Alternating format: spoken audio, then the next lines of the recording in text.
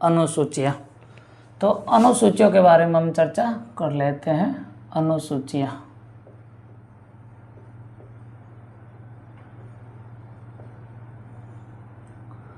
कितनी अनुसूचियाँ हैं,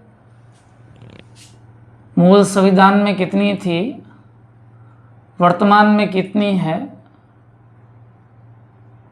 इसकी चर्चा हम कर लेते हैं। शेड्यूल्स, अनुसूचियाँ। अगर हम भारतीय संविधान में मूल संविधान की बात करें तो मूल संविधान के अंदर कुल हम भाग की बात करें तो भारतीय संविधान में कुल 22 भाग है। इन 22 भागों की चर्चा हम कर लेंगे।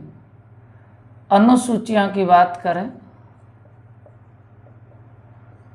तो वर्तमान में 12 अनुसूचियाँ हैं और अनुच्छेद की बात करें तो वर्तमान में 395 अनुच्छेद है और परिशिष्ट की बात करें तो भारतीय संविधान में कुल 5 परिशिष्ट है। मूल संविधान के अंदर केवल 8 अनुसूचियां थी और वर्तमान में अनुसूचियां कितनी है? 12 है। यानी मूल संविधान के अंदर 8 अनुसूचियां थी और वर्तमान में 12 अनुसूचियां हैं, यानी 4 अनुसूचियां हैं जो बाद में जोड़ी गई है। तो मूल संविधान में कितनी अनुसूचियां हैं? मूल संविधान में 8 अनुसूचियां थी। मूल संविधान में कितनी अनुसूचियां थी? 8 अनुसूचियां थी और वर्तमान में अनुसूचियों की संख्या है वो कितनी है? 12 है। इसका मतलब 4 अनुसूचियां हैं जो बाद में जोड़ी गई है। अब अपन इसमें ध्यान रख लेते हैं, कई बार सीधा अनुसूचियों में से क्वेश्चन पूछा जाता है। सबसे ज़्यादा उड़ता है भाषाओं वाला, कि जो संविधान के अंदर जिन अनुसूचित भाषाओं का उल्लेख है, संविधान की 8वीं सूची में जो भाषाएं उल्लेखित हुई ना उनका अनुसूचित भाषाएं कहा जाता है। तो भाषाओं का जिस सूची में किस सूची में उल्लेख है, इस तरीके के प्रश्न कई बार इस अनुसूचियों से पूछे जाते हैं। तो अपन थोड़ी चर्चा भी कर लेते हैं। शुरुआत करते हैं प्रथम अनुसूची से। प्रथम अनुसूची,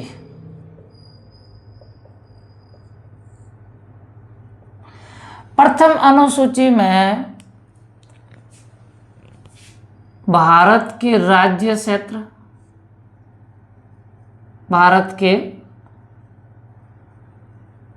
राज्य क्षेत्र, संघ राज्य क्षेत्र,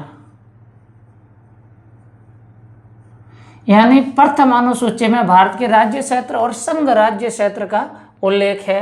यानी प्रथम अनुसूची के अंदर उल्लेख है राज्यों के नाम, राज्यों के नाम, संघ शासित क्षेत्रों के, यूटी बोल दो, यूनियन टेरिटरी, संघ शासित क्षेत्रों के नाम और उनकी सीमाओं का उल्लेख है। ये कौन सी अनुसूची में? प्रथम अनुसूची में। यानी जो वर्तमान में राज्य है, वर्तमान में राज्य कितने?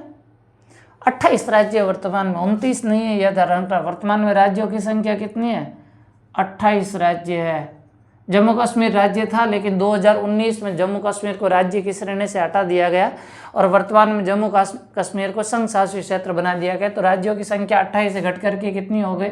29 से घट के कितनी हो गई? 28 हो गई। और संघ शासित क्षेत्र, संघ क्षेत्र बोल दो जिसको, संघ शासित क्षेत्र, केंद्र शासित प्रदेश। संघ शासित क्षेत्रों की संख्या पहले 7 थी लेकिन अब 8 हो गई है। कैसे? जम्मू कश्मीर और लद्दाख दोनों को अलग करके दोनों को संघ शासित क्षेत्र बना दिया गया। 2 संघ शासित क्षेत्र बने, इसका मतलब 7 से 9 हो जानी चाहिए थी, लेकिन ये 8 इसलिए हुई है कि केंद्र शासित क्षेत्रों में दमन एवं दीव और दादर व नगर हवेली, ये 2 पहले अलग अलग थे, इन दोनों को मिलाकर के वापस एक कर दिया गया। इसलिए वापस संख्या कितनी हो गई? संघ शासित क्षेत्रों की संख्या वो 8 हो गई है। तो इन 28 राज्यों और 8 संघ शासित क्षेत्रों का जो उल्लेख है, इनके नामों का जो उल्लेख है और इनकी सीमाओं का जो उल्लेख है वो कौन सी अनुसूची में है? प्रथम अनुसूची के अंदर। याद रखने का सीधा तरीका एक है, ये 2 शब्द याद कर लो, राज्य क्षेत्र और संघ राज्य क्षेत्र, यानी इसके अंदर राज्य और केंद्र शासित प्रदेशों के नामों का जो उल्लेख है वो प्रथम अनुसूची में है। चलिए आगे बढ़ते हैं दूसरी अनुसूची। दूसरी अनुसूची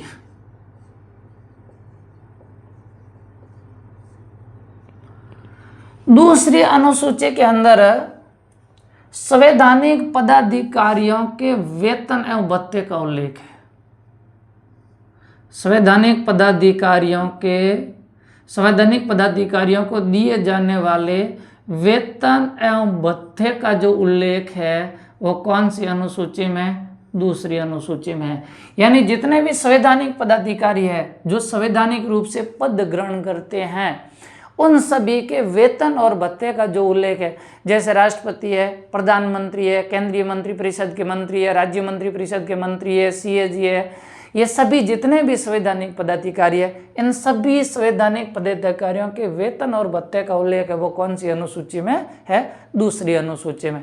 लेकिन यह ध्यान ये रखना है कि उपराष्ट्रपति के वेतन और भत्ते का उल्लेख इसमें नहीं है। उपराष्ट्रपति के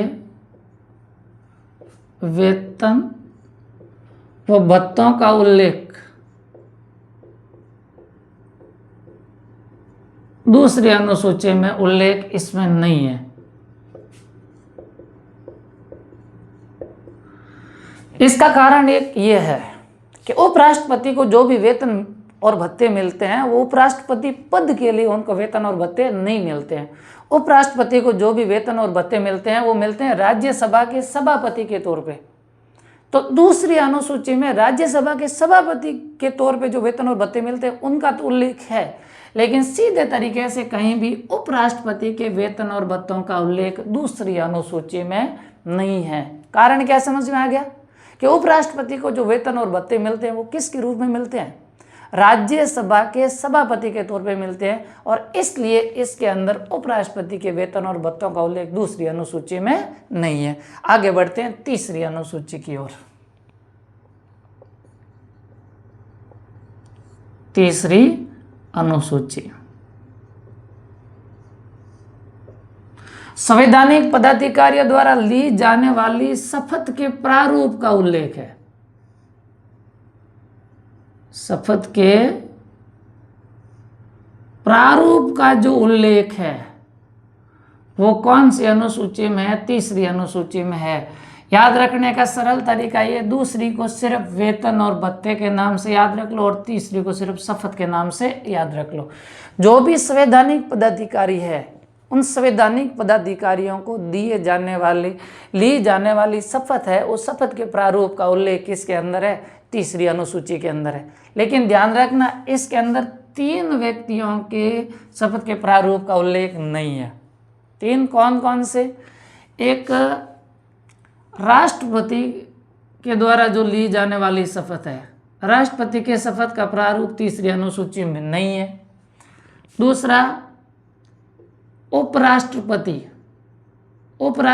के शपथ के प्रारूप का उल्लेख भी तीसरी अनुसूची में नहीं है। और राज्यों के राज्यपाल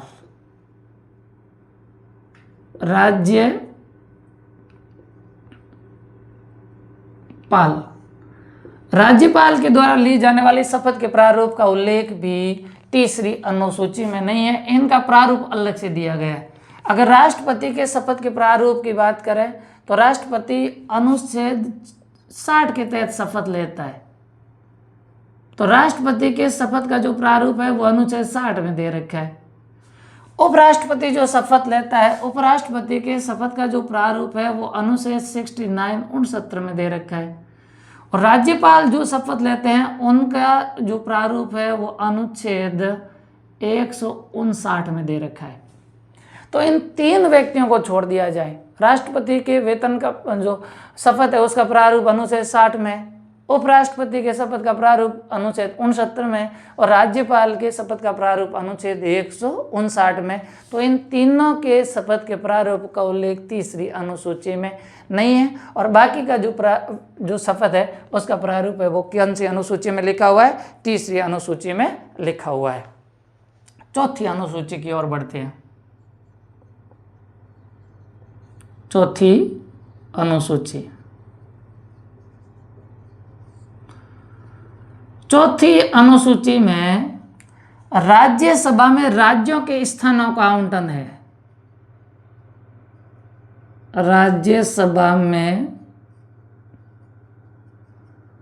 राज्यों के स्थानों का आवंटन यानी सीटों का, स्थानों का आवंटन, यानी राज्यसभा में प्रत्येक राज्य को कितनी सीटें मिलेगी और किस प्रकार से सीटें मिलेगी, इसका उल्लेख कौन सी अनुसूची में?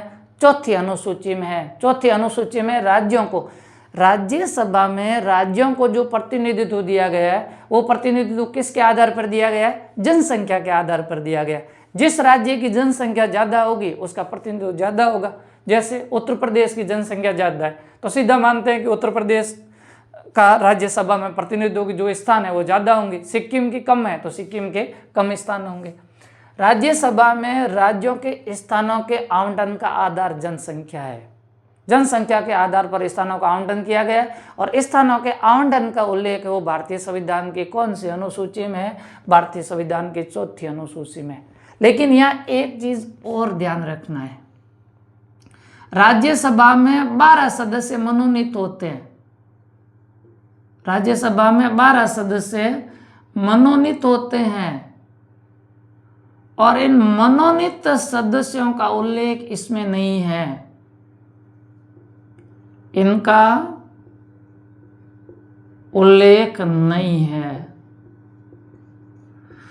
राज्यसभा के अंदर राष्ट्रपति के द्वारा 12 सदस्य मनोनीत किए जाते हैं। कला, साहित्य, विज्ञान और समाज सेवा क्षेत्र से कितने सदस्य?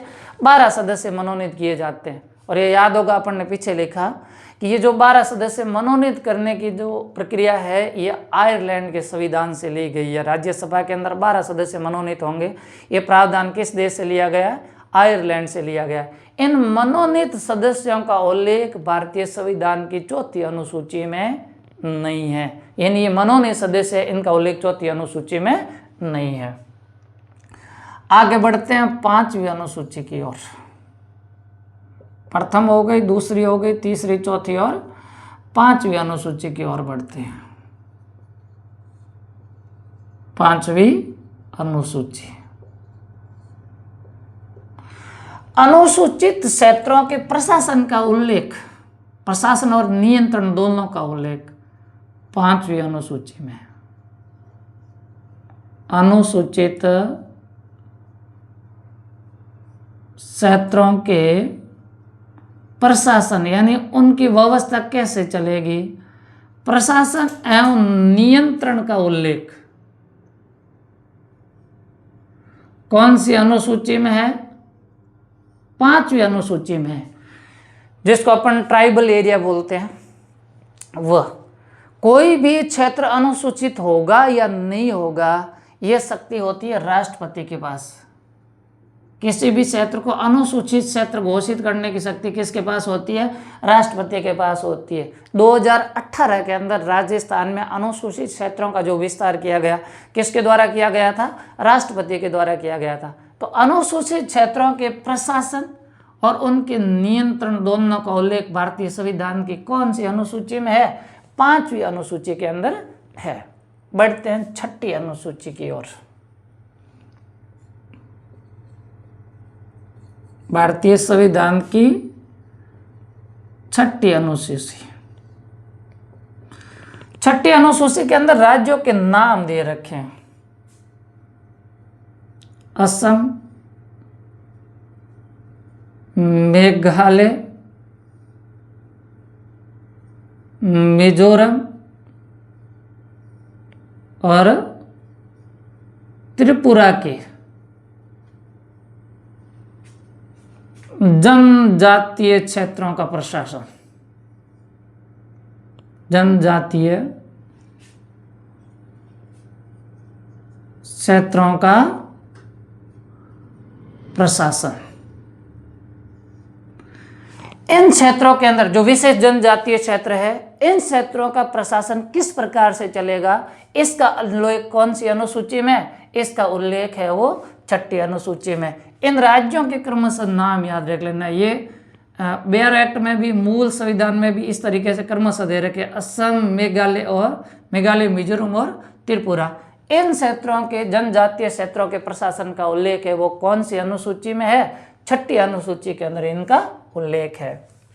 आगे बढ़ते हैं, 7वीं अनुसूची की चर्चा करते हैं। 7वीं अनुसूची, केंद्र व राज्यों के मध्य शक्तियों का विभाजन 7वीं अनुसूची में है। केंद्र व राज्यों के मध्य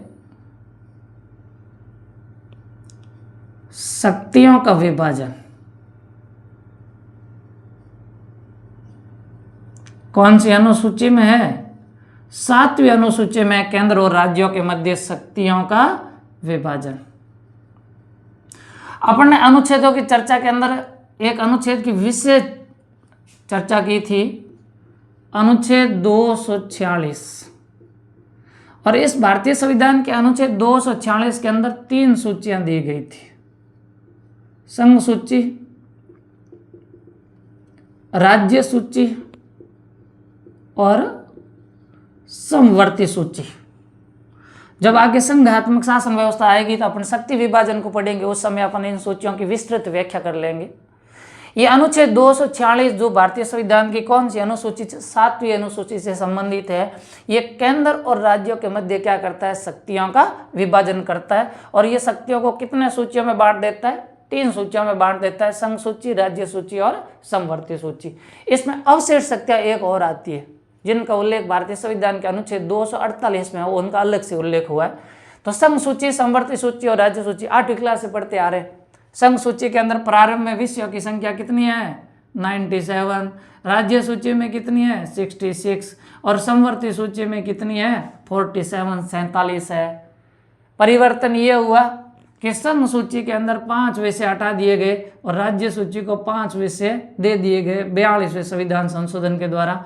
इसलिए वर्तमान में समवर्ती सूची में संख्या है विषयों की 52, राज्य सूची में 61 और संघ सूची में है वो 97 है। संघ सूची के विषय पर केंद्र कानून बनाने की शक्ति किसको है, केंद्र को है। राज्य सूची पर कानून बनाने की शक्ति राज्यों के विधानसभाओं को है और समवर्ती सूची पर कानून बनाने की शक्ति दोनों को है। अगर दोनों एक साथ बनाते हैं तो केंद्र के द्वारा बनाया गया जो कानून है वो लागू हो जाएगा। तो ये केंद्र और राज्यों के मध्य शक्तियों का विभाजन है वो कौन सी अनुसूची में दे रखा था, 7वीं अनुसूची में दे रखा था। आगे बढ़ते हैं, 8वीं अनुसूची की चर्चा करते हैं। 8वीं अनुसूची, अनुसूचित भाषाओं का उल्लेख 8वीं अनुसूची में। अनुसूचित भाषाओं का उल्लेख।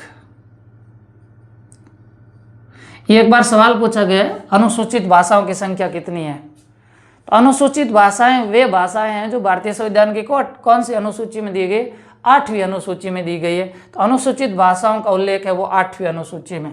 8वीं अनुसूची में प्रारंभ में भाषाओं की जो संख्या थी वो थी 14। कितनी भाषाएं थी, 14। और वर्तमान के अंदर 8वीं अनुसूची के अंदर भाषाएं है कितनी है, 22 भाषाएं हैं। वर्तमान में कितनी है, 22 भाषाएं हैं 8वीं अनुसूची में। अगर हम इसके अंदर ताजा जोड़ने की बात करें ना तो 92वें संविधान संशोधन 92वें संविधान संशोधन 2003 द्वारा 4 भाषाएं जोड़ी गई थी। कौन कौन सी जोड़ी गई थी, बोडो, डोगरी, मैथिली और संथाली। ये 4 भाषाएं 92वें संविधान संशोधन 2003 के द्वारा जोड़ी गई थी। वर्तमान में 8वीं अनुसूची में अनुसूचित भाषाओं की संख्या कितनी है? 22 है। ये 4 2003 में जोड़ी गई। प्रारंभ में इसके अंदर कितनी भाषाएं थी? इसके अंदर 14 भाषाएं थी। ये 8 अनुसूचियां तो वे अनुसूचियां हैं जो हमारा संविधान बना था उस समय मौजूद थी, लेकिन इसके बाद जो अनुसूचियां जुड़ी है उनकी चर्चा अपन करते हैं और 9वीं अनुसूची लेते हैं। अनुसूची है वो किससे संबंधित है? भूमि सुधार से संबंधित है। 9वीं अनुसूची का संबंध किससे है? भूमि सुधार से संबंधित है। जैसे कि अपन ने पहले बात कर ली, 8 अनुसूचियां मूल संविधान में थी। इसका मतलब 9वीं अनुसूची लगाकर 12वीं अनुसूची तक जो अनुसूचियां है वो बाद में जोड़ी गई है। तो ये जो 9वीं अनुसूची है, ये 9वीं अनुसूची जोड़ी जाती है प्रथम संविधान संशोधन, प्रथम संविधान संशोधन 1992 द्वारा, 1991 द्वारा प्रथम अनुसूची 9वीं अनुसूची है वो जोड़ी जाती है। 9वीं अनुसूची किससे संबंधित है? भूमि सुधार से संबंधित है। और 9वीं अनुसूची के अंदर जो विषय आते हैं वो विषय न्यायिक समीक्षा से बाहर रखे गए हैं, यानी इन विषयों को कहीं पर भी चुनौती नहीं दी जा सकती, चुनौती नहीं दी जा सकती है। आपको बता दें कि प्रथम संविधान संशोधन के अंदर 9वीं अनुसूची के अंदर कुल 13 प्रावधान जोड़े गए थे। कितने प्रावधान जोड़े गए थे? 13 प्रावधान जोड़े गए थे। और 13 प्रावधान ऐसे थे जिनको न्यायालय में चुनौती नहीं दी जा सकती थी, लेकिन वर्तमान के अंदर इसके अंदर प्रावधानों की संख्या बढ़ करके 287 प्रावधान हो गए हैं। यानी 287 प्रावधान वर्तमान में 9वीं अनुसूची में ऐसे हैं जिसको न्यायालय में चुनौती दिया जाना संभव नहीं है। लेकिन आपको बता दें, एक सबसे बड़ा जो चर्चित विवाद था वो था केशवानंद भारती बनाम केरल राज्य विवाद। केशवानंद विवाद के नाम से जान लो। ये विवाद 1973 में आया और इस विवाद का जो निर्णय आया था वो आया था 24 अप्रैल 1973 को, 24 अप्रैल 1973 को। और इस निर्णय के अंदर कहा गया कि अगर 24 अप्रैल 1973 के बाद कोई भी विषय 9वीं अनुसूची में शामिल किया जाता है और वह विषय संविधान के मूल ढांचे का उल्लंघन करता है, संविधान के मूल ढांचे का उल्लंघन करता है, बेसिक स्ट्रक्चर का उल्लंघन करता है। ये मूल ढांचे की अवधारणा है वो भी केशवानंद भारती में अस्तित्व में आई थी। तो अगर 24 अप्रैल 1973 के बाद कोई विषय 9वीं अनुसूची में शामिल किया जाता है और अगर वह विषय संविधान के मूल ढांचे का उल्लंघन करता है तो न्यायालय में चुनौती दी जा सकती है। यानी 24 अप्रैल 1973 के बाद न्यायालय में चुनौती है वो दी जा सकती है। इस संवैधानिक पीठ के जो निर्णय थे, एक थोड़ा सा ये ध्यान रख लें, किसी भी पीठ को संवैधानिक पीठ तब कहा जाता है जब उस पीठ के अंदर 5 से अधिक न्यायाधीश शामिल हो। और ये जो केशवानंद वाला मामला था इसके अंदर कुल 13 न्यायाधीशों की पीठ थी। यानी अब तक के जितने भी विवाद हुए हैं उन विवादों में सबसे बड़ी जो पीठ थी वो केशवानंद भारती विवाद से संबंधित पीठ थी। इसके जो अध्यक्ष थे उस समय, जो मुख्य न्यायाधीश थे वो सीकरी थे। सीकरी के अध्यक्षता में गठित सबसे बड़ी संवैधानिक पीठ थी। और इसके बाद अगर कोई भी 9वीं अनुसूची में प्रावधान शामिल किया जाता है और वह अगर मूल ढांचे का उल्लंघन करता है तो न्यायालय में चुनौती दी जा सकती है। इन्हें आपको याद ये रखना है, 24 अप्रैल 1973 से पहले का कोई मामला है तो न्यायालय में चुनौती नहीं दी जाएगी, और इसके बाद का अगर कोई मामला है और 9वीं अनुसूची में शामिल है तो न्यायालय में चुनौती है वो दी जा सकती है। बढ़िए, आगे बढ़ते हैं और चर्चा करते हैं संविधान की 10वीं अनुसूची की। संविधान की 10वीं अनुसूची, संविधान की 10वीं अनुसूची है वो किससे संबंधित है? दल बदल से संबंधित है, दल बदल से संबंधित है। राजनीतिक अस्थिरता पैदा करता है दल बदल। ये जोड़ी कब गई थी 10वीं अनुसूची? ये 10वीं अनुसूची जोड़ी गई थी 52वें संविधान संशोधन 1985 द्वारा। 52वें संविधान संशोधन 1985 के द्वारा 10वीं अनुसूची जोड़ी गई थी। दल बदल होता है क्या है? दल बदल के कारण राजनीतिक अस्थिरता उत्पन्न होती है और सरकार स्थायी रूप से कार्य नहीं कर पाती है। कोई भी व्यक्ति या प्रतिनिधि बोल दो, अगर किसी खास राजनीतिक दल का चुनाव चिन्ह लेकर के चुनाव लड़े और चुनाव लड़ने के बाद वो चुनाव जीत जाए और जीतने के बाद वो अगर राजनीतिक दल छोड़ करके किसी दूसरे राजनीतिक दल में जाता है तो इसे दल बदल कहा जाता है। और इस 10वीं अनुसूची के द्वारा 52वें संविधान संशोधन 1985 के द्वारा दल बदल को क्या कर दिया गया? प्रतिबंधित कर दिया गया। और इसमें यह कहा गया कि अगर किसी भी राजनीतिक दल के 1/3 सदस्य से कम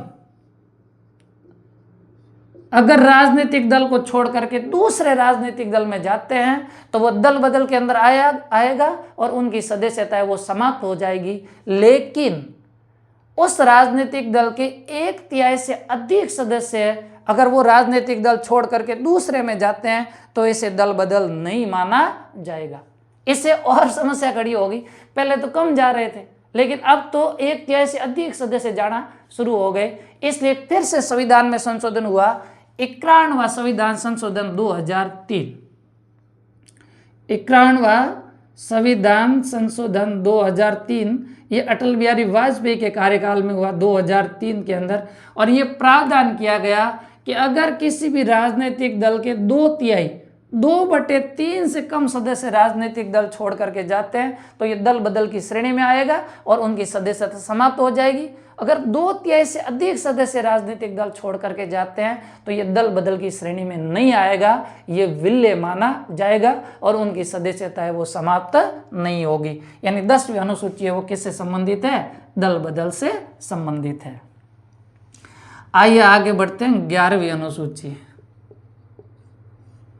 11वीं अनुसूची राजनीतिक विकेंद्रीकरण की दिशा में 11वीं और 12वीं अनुसूची बहुत ही महत्वपूर्ण कदम है। 11वीं अनुसूची है वो किससे संबंधित है?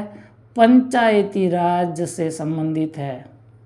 पंचायती राज से संबंधित है 11वीं अनुसूची। और 11वीं अनुसूची है वो जोड़ी कब गई थी? 11वीं अनुसूची जोड़ी गई थी 73वें संविधान संशोधन 1992 के द्वारा। 73वें संविधान संशोधन 1992 के द्वारा जोड़ी गई और त्रिस्तरीय पंचायती राज व्यवस्था को लागू किया गया। ये जो 73वां संविधान संशोधन था ये 24 अप्रैल 1993 को लागू हो गया। 24 अप्रैल 1993 को ये लागू हो गया। पंचायती राज संस्थाओं को संवैधानिक दर्जा दिया गया। आइए 12वीं अनुसूची पर चर्चा करते हैं। 12वीं अनुसूची। 12वीं अनुसूची किससे संबंधित है? 12वीं अनुसूची शहरी शासन कह दो या आप कह दो नगरीय निकायों से संबंधित है। नगरीय निकायों से संबंधित है 12वीं अनुसूची। और 12वीं अनुसूची जोड़ी कब गई थी? 12वीं अनुसूची जोड़ी गई थी 74वें संविधान संशोधन 1992 के द्वारा। 74वें संविधान संशोधन 1992 के द्वारा जोड़ी गई थी। और ये जो 74वां संविधान संशोधन है ये 1 जून 1993 को लागू हो गया। 11वीं और 12वीं अनुसूची के बारे में पूर्व में जो हमारी क्लासें हुई है उनके अंदर काफ़ी विस्तृत चर्चाएं हो चुकी है। इस तरीके से वर्तमान में भारतीय संविधान के अंदर कुल कितनी अनुसूचियां हैं? 12 अनुसूचियां हैं।